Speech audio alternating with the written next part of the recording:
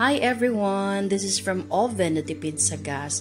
So right now we are going to introduce to you or to make some demonstration on how to operate our oven.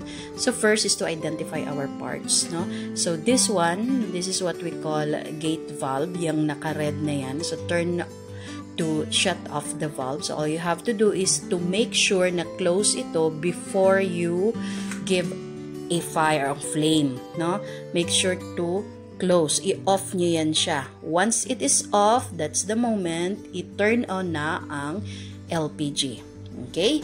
Next would be, okay, so after na turn on si LPG, but again ha, dapat naka-off muna yung gate valve before you turn on si LPG. So yan, turn on na siya. Then, syempre naka-close pa rin ang gate valve. Next is to provide a light dito sa burner. So yan, yung isang kamay nyo is nakahawak sa igniter, then you are going to provide a light.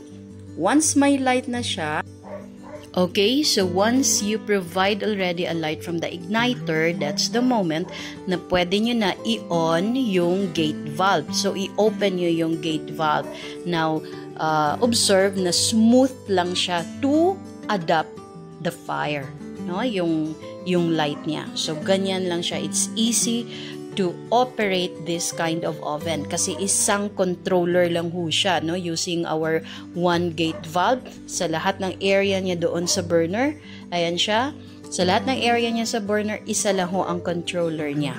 Okay, ito lang na gate valve na ito. Now, as you can see, blue flame burner tayo. When we say blue flame burner, konti lang ho yung na-consume niya na gas but super init ng output niya. Okay, so that's very important when you buy something na related sa burner. Dapat it's complete combustion po.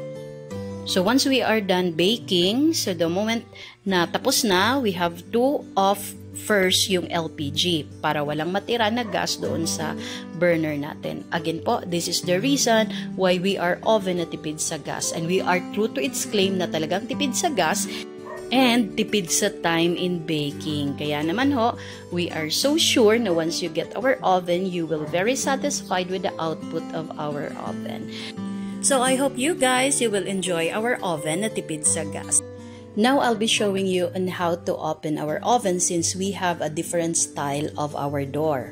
Okay, hold the handle and then open pataas, tapos open siya kasi nga it's a lock-in door type na oven.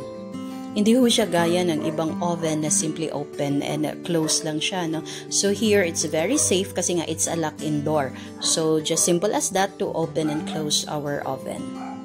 Another thing also, as one of the maintenance, make sure to put some oil, just like what we did here.